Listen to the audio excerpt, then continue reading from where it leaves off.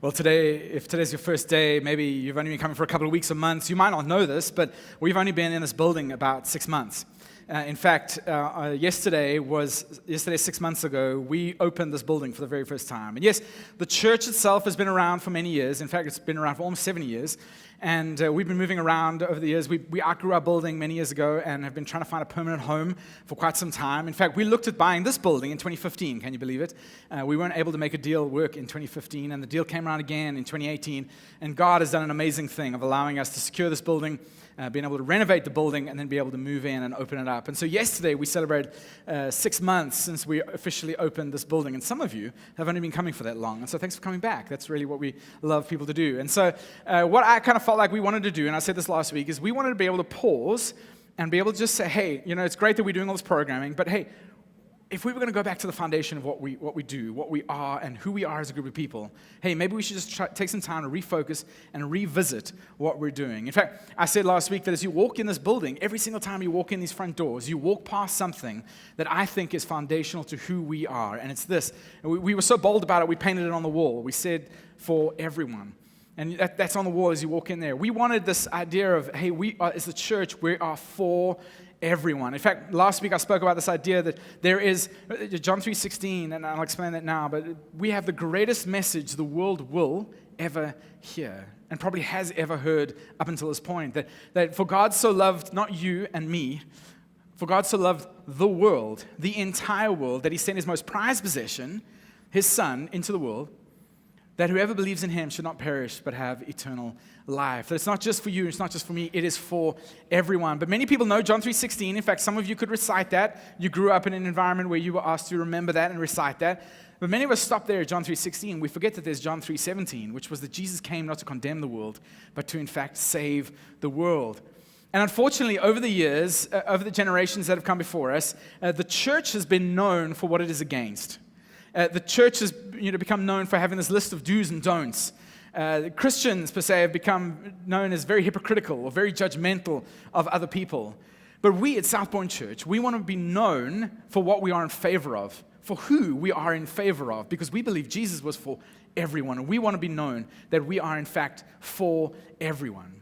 And last week I said to you as well that every time you walk down that passage, you walk over something that is very, very, very significant.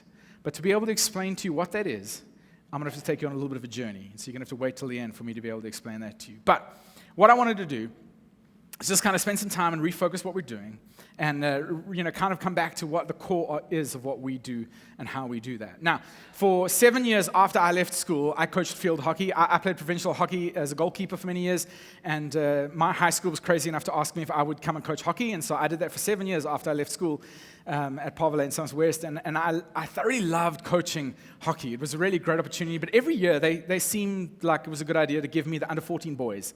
And so I got the under-14 boys every single year for 7 years, and what I would do at the beginning of every season is I would take my hockey stick, and I would sit all the boys down, and I would show them how to hold a hockey stick. I would show them how to hit a ball.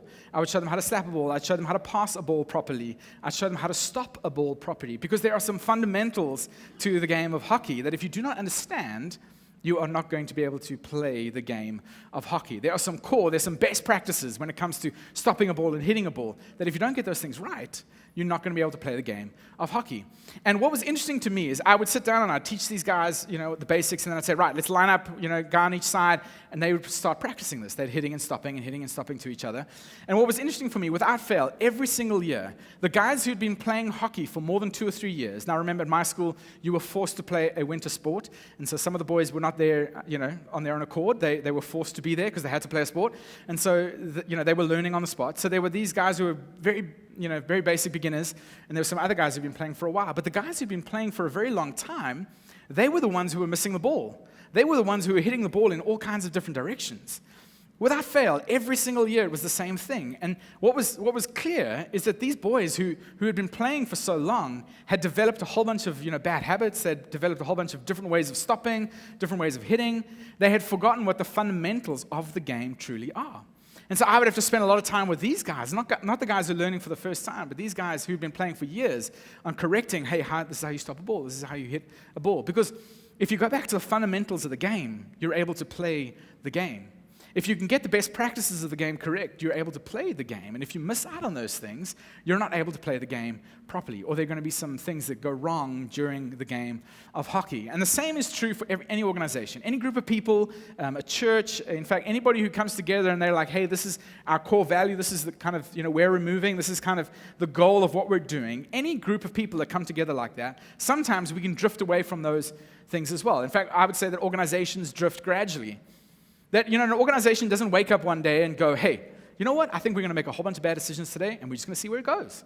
No one does that. But over time, an organization starts out with one core thing in mind, and over time, they eventually move away from that because each and every one of us assume clarity. As a hockey coach, I could have walked onto the field and just assumed that they all knew how to play hockey. I've got a whole bunch of beginners. I've got a bunch of guys who've been playing for a long time. I could assume that they all know how to play hockey, right? But I have to go back to the fundamentals of the game to be able to teach them what's going on, the basics of what hockey is all about. Because at some point, any organization, any nonprofit, any group of people, they're going to drift away from what their core ideas are. And so what we want to talk about for the next couple of minutes is our vision and really our mission. Because I think it's very important, and one of the things that I can do, certainly as lead pastor here, and be able to serve you guys in some ways, to be able to say, hey, let's just call a time out. We're just going to pause for a little bit, and we're just going to refocus ourselves on the mission and vision. Because the truth is, there are a whole bunch of people here that have only been coming for 6 months or less. There are some of you that have been coming around for a long time, and I hope that this is a reminder for you. It's a refresher. It's encouraging to you. But I want us all to remember, hey, we have a main thing. And the main thing is keeping the main thing the main thing. Okay? We have a main thing. And if we're going to keep the main thing, we've got to make sure that we're focused on the main thing. And so I feel like one of the best ways I can support you is maybe get a little bit irritating. In fact, for those of you who are in business, this is maybe a good thing for you to remember. Leaders are repeaters. I was taught this a couple of years ago. Leaders are repeaters. You repeat what you want people to remember. You repeat values. You repeat things that you want people to live out in their lives. In fact, the person who taught me this said to me, right, you're repeating it enough when the people around you are making a joke about you when you say that thing. Like they've got like a little song or they've got a little saying that they say every time you say that phrase, hey, they come back at you with that one line. Then you know you've said it enough. And so I feel like I could serve you best by repeating some of these things every now and then. And I also think it's very good for us as an organization to be able to pause and be able to sit back and go, hey, this is why we do what we do, and this is how we do what we do as well. And so I hope this is going to be helpful today. I hope this is going to be a refresher for some of you, that maybe we can all move forward on the main thing in the same direction. So our mission, if you didn't know this, some of you have only been coming for a while, you didn't know we had these statements, so this is the first time you're hearing these things. But our mission is to lead people into a growing relationship with Jesus Christ. That is really what we do. And our vision is to create a church that people who don't like church love to attend. That is what we want to see. It is an idea of the desired future. That's what we want to try and create. We want to try and create a church that people who don't like church, people who are far from God, might come into the space, that they might experience the love of Jesus. They might experience the love of the body of Christ as they interact with you on a Sunday morning or during the week whenever they come into the space, that they might experience that. And once they start coming back and they're coming regularly, hey, we want to lead them into a growing relationship with Jesus Christ. That's both of these things, our mission and our vision, are in fact symbolized in two different ways. They symbolize, our mission is symbolized in our logo, and I'll come back to this in just a little bit. But our vision really is summarized in that thing that I spoke about last week, this idea that we are for everyone. That we as an organization, we as a church, we as a body, as a people, we want to add value to the community around us. We whether people come here or not, whether they actually attend here or not, we want them to be able to look at us as a group of people or drive past this organization. Hey, that's that church. That's that church that's adding a lot of value to our community. That's a group of people. Jeez, have you met them? There is a joy about them that is intriguing. That, it's attractive. I want some of that. I want to go and find out why they're so happy all the time. What's going on there? We want to add value to our community. We want to show the world that we are, in fact, for them. And so today I want to pause and kind of just talk about, hey, how do we do that? And I just want to say to you, I realize you're too busy. I'm too busy to go and do things, especially that the church asks you to do, or perhaps that being a follower of Jesus requires of you. We're too busy to do those things if there wasn't a strategic purpose behind them. And so I just want to show you today that what we're asking you to do, what we're talking about today, really does have a strategic purpose behind it. And it is certainly worth doing, because I can tell you story after story after story about people who are doing this and experiencing life to the full. So there's a very interesting question that I think is good for us to ask is, am I growing? If we want to lead people into a growing relationship with Jesus Christ, this is a question we should be asking. And you should be asking this as well, because it means, hey, is South Point Church achieving its mission? Am I growing? I mean, I would love at the end of this year to be able to say, man, look back on 2019. I experienced a ton of growth in my life, right? Hey, look at 2019, 2020. Like, that was an amazing year of growth for me. I want that for myself. Don't you want that for yourself as well? You should be asking the question, well, hey, am I in fact growing? Am I doing things in my life that I am managing to grow in my faith? And what's interesting about what we talk about, and the things I'm going to talk about today are really about you experiencing something that Jesus promises to each and every one of us in John chapter 15. In fact, he sits down with his disciples one day, and in my opinion, it's quite a simplistic illustration, but it's an agricultural example that he shares with the people sitting around him. And he says this, he says that I am the vine, and you are the branches. If a man remains in me and I in him, he will bear much fruit. But apart from me, he can do nothing. Again, it's a little bit of a simplistic illustration. I mean, you've broken a branch off a tree before, right? What happens to that branch? It eventually dies, right? But if that branch remains on the tree, it's able to produce leaves, it's able to produce fruit if it's a fruit tree. And Jesus is saying, hey, if you would remain in me and I in you, we're able to produce much fruit together. We're able to produce something wonderful, something magical, something extraordinary together. But Jesus says it best. He says, well, if you break apart from me, if you leave me, apart from me, you can do nothing. Because if you break that branch off that tree, the branch eventually withers and dies, right? And then Jesus goes on and he says, well, this is the kind of the vision, this is the idea. Hey, this is what's going to be happening after that. He says, well, this is to my Father's glory, that you bear much fruit, showing yourselves to be my disciples. I don't know if this has happened to you, but people will walk past your life and go, you know what? You used to be a lot angrier. Like, what's happened? Like, what's going on in your life? You used to be this way. Well, why aren't you that way anymore? Why have you changed so much? You've changed a lot over the last year. Well, what's going on there? And what's amazing is you and I get the opportunity to be able to say, hey, it's not me. It's not me. To our Father's glory, we get to bear much fruit in our lives. We be able to go, hey, you get to glorify your Father in heaven and say, hey, it's not me, it has nothing to do with me. Jesus is doing something inside of me. And I can invite you into that relationship that Jesus might do something in your life as well, that as you remain connected to him and he remains connected to you, that you might experience fruit in your life. But hey, it's not me. It's not me. I've got to give my Father the glory because Jesus is doing something in me. And you're seeing the fruit of that. That simply staying connected to the vine is the key to all of this. That simply staying connected to Jesus is the key to this. Because Jesus again said, apart from me, you can do nothing. And our hope is that in every environment you interact with, whether it be here on a Sunday morning, whether it be in a small group, whether it be just sitting around having coffee with some friends, every environment that's connected to South Point Church, we hope that you would feel some kind of connection to the vine, that you would feel some kind of connection to Jesus. It's in fact why our logo is designed like this. And some of you might, well, Morgan, you're called South Point, and that's a chevron that's pointing down. I mean, that makes total sense, right? and some of you might be onto something, okay? But when I wrote the design brief for this, I sent it off to the designers, and I was like, hey, this is our mission. This is our vision. We've got a whole bunch of things that we say around here. In fact, we've got the 5, the 4, and the 3. Some of you have no idea what I'm talking about, but I'll explain those in just a little bit. But I was like, hey, we've got a whole bunch of things. Would you incorporate those into the logo so that I could tell a story about our logo? And so one of the things is we've got this big circle around here, and I hope that you've heard me say this, or at least someone around here say this, that we believe circles are better than rows. In fact, we believe in it so much we've put it on the wall outside. We believe that circles are better than rows, and we love rows. Thanks for coming here this morning. I'm glad you're sitting in a row, okay? Thank you for being here. But we think ultimately that every single person should be in a small group, should be in a circle with a group of people, and they're doing life together.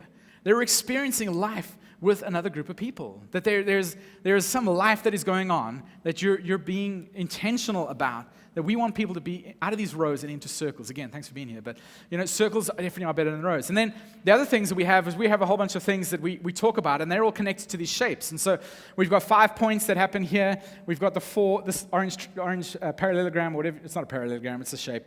But this is 4 points. This little dark triangle is 3 points as well, and I'll talk about each of those as we go along today. But the 5 points really are, and you might have heard this series. We did the series a couple of years ago. The 5 things that God uses to grow your faith.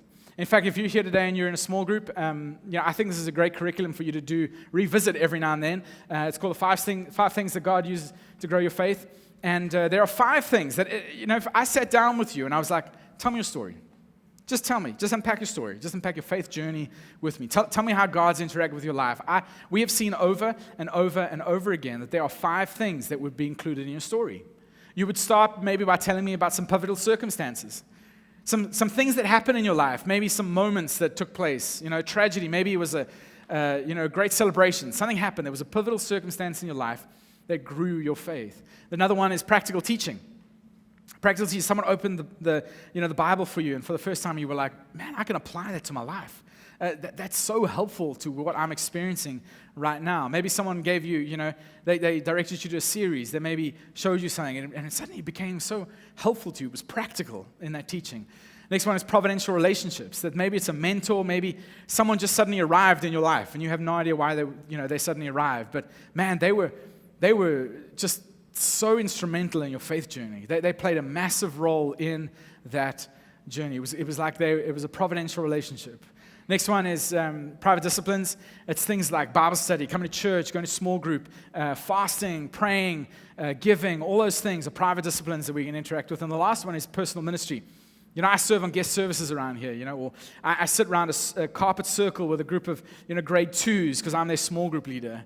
I get to serve with this nonprofit. I serve with this Intersect partner that's connected to South Point Church, this nonprofit partner. I get to serve in those environments that you're connected to in some way. And that I'm experiencing personal ministry, that I'm being the hands and feet of Jesus somewhere to someone. And we want you to be able to be connected to the vine. And we believe that these 5 things are the way that you remain connected to the vine. That if you engage in these 5 things, if you're able to explore these 5 areas, you're able to stay connected to Jesus, stay connected to the vine, and you would experience much fruit. You would experience growth in your life. So the question I ask whenever we bring this up is, hey, are you staying connected to the vine? Are you staying connected to Jesus? Are you doing things, pursuing things that are going to allow you to grow? Because remember, Jesus said, apart from me, apart from the vine, you can do nothing. And so if you're wondering, well, Morgan, I see those 5 things. They look pretty cool. But how do I experience those things? Well, we have 4 areas that we want you to engage in. Remember that little orange, not parallelogram, shape, whatever it was. We want you to engage in that. And you've maybe heard us talk about this before. It's connect, serve, give, and invite. And we think that if you're going to experience those 5 things that God uses to grow your faith, you need to engage in these 4 things. And so we encourage you to take a step in any one of those areas that you're engaging in something in there. And what we've observed over time is that when people engage in these 4 things, South Point begins to feel like a home. It begins to feel like a place that they belong. And when people stop engaging in these 4 things, maybe even they just, stop engaging in 2 of them or 1 of them, South Point begins to feel a little distant. It begins to feel a little, way out there. It begins to feel a lot like they instead of we. You don't kind of feel like you're at home with them. Now, I just want to let you know up front, I don't know if you give. I don't know if you invite. Okay, I trust that you do. but I do know if you connect somewhere, and I do know if you serve somewhere, because we have teams and team lists going around where we are. And this, what I'm about to say, is not meant to sound judgmental about anyone, please. This is just an observation that we have made over the last couple of years as we've been promoting these 4 things and asking people to engage in these 4 things. But we have seen that when people engage in these ideas, when they're giving, when they're connecting, when they're serving specifically in those 2 areas, because I can see that, I can track that. When people are doing those 2 things, it really does allow them to feel like this is a place that they can call home, a place that they feel like they belong. But what's interesting, and this is what we've observed, again, this is not meant to be judgmental, and maybe you've seen this, maybe you've experienced this yourself, but when people start disengaging with one of them, they stop attending. So they're serving and they come in a group and they're doing that every week, and then life just gets too busy, and I don't have time for group anymore, and so they retract, they pull out a group, and so they stop going to group, and then they're just serving, and they serve every now and then, and the serving becomes a little bit more intermittent, and then you don't see them at church, and they're just gone. And I've had conversations with people. I'm like, hey, I noticed that you've stopped coming to group. I can see that you're still serving. I just want to let you know this is what we've observed. And they're like, no, I'll be fine. I'll be okay. I haven't seen them in 6 months. The other is true as well, that if they stay in group and they stop serving on a Sunday morning, they stop serving and they're pulling back from this and they're only attending group. What happens is they start disengaging. They start coming less frequently to Sunday morning. And suddenly they're gone. They don't come to group, they don't come serving. Again, this is not meant to be judgmental, it's just something we have observed. That as people disengage from doing these 4 things, this place doesn't feel like home anymore. It becomes a little distant, and they feel like they're moving away. And I want to explain to you that we encourage you to explore these 4 things because we have seen over and over and over again what John 15, what Jesus explains there. That if you remain connected to the vine, and the vine and you remain connected to Jesus, what happens there is you're able to bear much fruit. But what Jesus says is, apart from me, you can do nothing. And when people disengage from these 4 things, it's like breaking that branch off that vine. And yes, that vine can stay alive for a little bit. It can maybe survive. Some people are able to survive for a long time without being connected to the vine. But at some point, it's going to wither and die. And that's why if we ever encourage you to do one of these 4 things, there is strategic purpose behind what we are asking you to do, because we have observed over and over again, as people engage in these things, they experience growth in their life, they experience growth in their faith, and they're actually being connected to the vine, that they're able to engage with what the church is able to do. So we've got the 5 things, and if you want to engage in the 5 things that grow your faith, really, we encourage you to do these 4 things.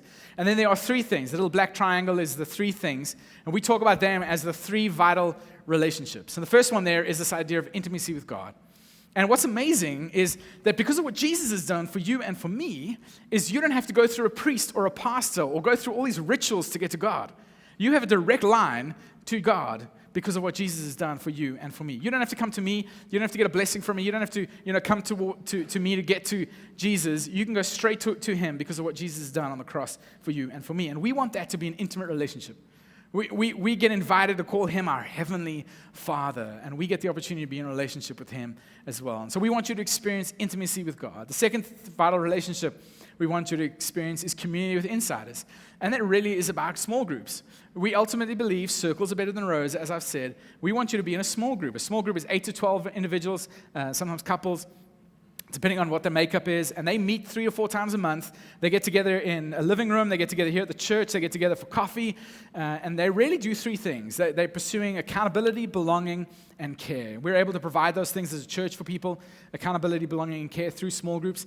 And what they're doing is they're opening the Bible, they're learning about God, they're experiencing some Bible study, maybe they're doing life together and celebrating the highs and experiencing the lows together, and they're going through life together. And we want that to feel like a place for home. We sometimes refer to it as a kitchen environment because you're really sharing stuff like a family. And we want you to take care of each other just like a family would as well. Now, one great example of this is how great our small groups are. And I love our small groups. I lead a small group. I love our small group ministry we have here at South Point Church. One of the things that I'm not good at is hospital visits.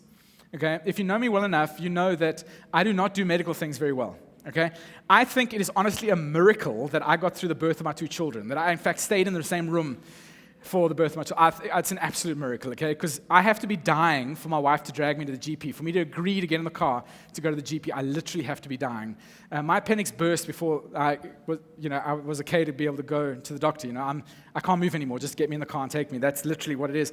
In fact, my daughter was in the hospital last weekend, and I literally had to leave the room because there were too many medical instruments. I couldn't be in the room with her. My wife is much better at that than I am, and she managed to stay, and I went and kind of passed out in a chair outside because that's just what I do. In fact, I say this all the time to people. If I come and visit you in the hospital, you are either like my very best friend or the end is near, okay? Because for me to come and visit you in hospital is going to take a heck of a lot of courage. And I have someone, I went to go visit them about 4 or 5 years ago. I went to go visit them in the ER, in ICU. They ended up visiting me because I passed out on the floor next to them. And so the nurses come running with sugar water. It's just not great, okay? But I love our small groups because, something happens, someone ends up in the hospital, a child ends up in the hospital. Who's the first people that rock up? The small groups. The small groups arrive, they've got a prayer, roster going, they've got food roster going, they're making sure that everything's taken care of, the kids are being watched, they've got food for a week, they've got frozen meals. It's amazing. I love what we're able to do through our small group ministry. And if you come here on a Sunday morning, again, I'm so grateful you decided to come here. Thank you for coming. Come back next week. It's going to be great. But we want you ultimately to experience that kind of life, that you might experience South Point as being like a home, as being a family. Because honestly, you and I, we need people in our lives who are going to hold us accountable. We need a group of people where we're going to feel like we belong. And we need a group of people around us who can feel like they're going to be caring for us, no matter what we're going through. Because I've got to be honest with you, if left to my own devices, I am my own worst enemy. And I think the same is true of you. If you're left to your own devices, you are your own worst enemy. And we can talk ourselves out of all kinds of things, right? But if we have a group of people who come around us and they'd be like, hey, Morgan, you said you were going to do that. You're not doing that right now. I think you need to come back to that. Hey, Morgan, I feel like you're drifting away from what you should be doing. I need you to come back. We need people like that in our lives. And we experience that in community with insiders. And if Sunday is your only experience of us at South Point Church, I just want to say to you, hey, I think you need to take a step in a group because you'd be able to experience life. You'd experience care. You'd experience a place where belonging. And this would begin to feel a lot more like home than maybe it does for you right now. The last one is where I kind of want to spend the rest of our time together, is this idea of influence with outsiders. And our mission, again, is to lead people into a growing relationship with Jesus Christ. But this influence with outsiders really is our vision. It's, hey, we want to create a church for people who don't like church and that they would love to attend here. That is our vision, this idea that we are for everyone. We want to have influence over the people who are not here yet. And unfortunately, like if I was to go out there and ask, hey, what is the church known for? It's not a lot of great things. Our culture has kind of painted the church in a very bad light. But we want to be known for what Jesus was for. And what was Jesus for? Jesus was for children. He was for students. He was for families. He was for business owners. He was for organizations. He was for nonprofits. He was for everyone. And so we as a church, as South Point Church, we want to be known for that we're for everyone, that we're in favor of everyone. If one day, in the near future, we decided to close the church, we're not doing that, okay? But if we decided we wanted to close the church, 3 years from now, we're like, it's been a great run, we've done some great things, I think it's kind of time to close up, we sell everything, we give all our money to nonprofits, and we walk away from this venture, and we're like, hey, I think we're done, I would love people in our community to be going, no, you can't close. What are you doing? I'd love principals of local schools to go, you can't close, we need you. I would love for government officials and business people and nonprofits to be able to say, you can't close down. We need you. You add so much value to us. And I think that, and this is no disrespect to churches, but there are churches in our country and all around the world who are closing down all the time. And the communities that are outside of that church have no idea that they've closed down because they have no influence over the people outside. And that cannot be our story.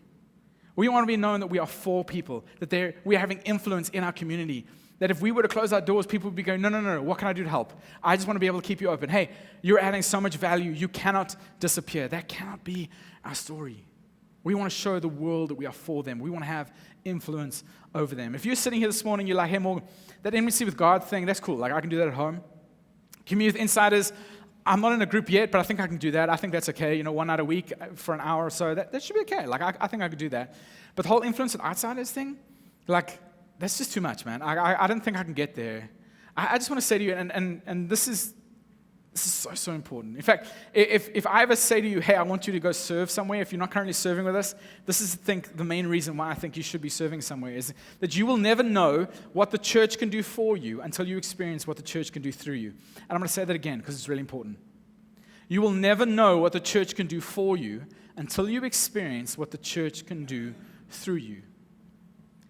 Because I want you to hear your name, and I want your story to intersect with someone else's story as you're trying to take that person's story and connect it to the story of God. I want someone to get baptized here, and for them to say on that baptism story, hey, I'm going to thank you for doing what you've done in my life. I'm telling you, there is nothing quite like it. For you to be able to play a part in someone's story and connecting their story to God's story, there is nothing like it, and I want you to experience that. And some of you have experienced that before, but if you have not, hey, I want to encourage you, because you will never experience what the church can do for you until you have experienced what the church can do through you. I really want to invite you to be able to step up and serve somewhere and try and connect someone else's story to God's story, and their story would intersect with your story. There's nothing like it. It's why I want to invite you that over the next 6 months, we've been in this building for 6 months, there's about 6 months till the end of the year. I want to invite you to do something until the end of the year. And if you've been around, you've heard this phrase before. I want you to invest and invite. I want you, if you're a follower of Jesus here today, I want you to pick one person. I want you to kind of come up with one person who doesn't know Jesus. It might be someone at school, it might be a coworker, it might be a neighbor, it might be someone in your family. I just want you to think of one person who does not know Jesus. And then I want you to commit today to pray for that person, and I want you to invite that person. And you might say, well, Morgan, you're just trying to make this church big. No, we're already big. That's not the point. For those of you trying to figure it out, we fall into the last 5%. We are bigger than 95% of the churches all around the world, just to give you an idea. Okay, we're already big. We're not trying to make this church bigger. The point is that there are more people to reach. There are between 500,000 and 1.2 million people in the city of Cape Town who tick the none box. They have no affiliation with a religious organization. We want to reach those people. We want those people to come and experience life that is only found in Jesus. And just so that you know, I'm asking you to pray for someone and I'm asking you to invite someone. Do you know that it takes on average 7 invites before someone's going to come to church with you? And so if you've tried once and they said no, which happens a lot, hey, try again and try again. 7 times on average before someone is going to accept that invitation to come to church. Now, when you walked down that passage this morning, you walked over something that is very significant. Okay, it's very, very significant for each and every one of you. And it was something very significant and very intentional that we did from the very beginning. In fact, I want to show you a picture of it. This is under the floor in that lift shaft. For those of you who don't know, there used to be a lift there. That's why there's funny metal pieces in the wall. There used to be a lift in operation there for many years, and we managed to salvage some of the pieces, but we've turned that into part of our passageway and kind of made a little bit of an art piece out of that. But that's where those pieces of the lift are, and that's the door towards the auditorium. And these are pieces of paper with names, with people's names on them. And what we did is while we were in the demolition phase of this building, we sat, all our people that were here, we sat them down and said, hey, I want you to write down on a piece of paper someone's name that you would love to walk through these doors one day and come into a relationship with Jesus.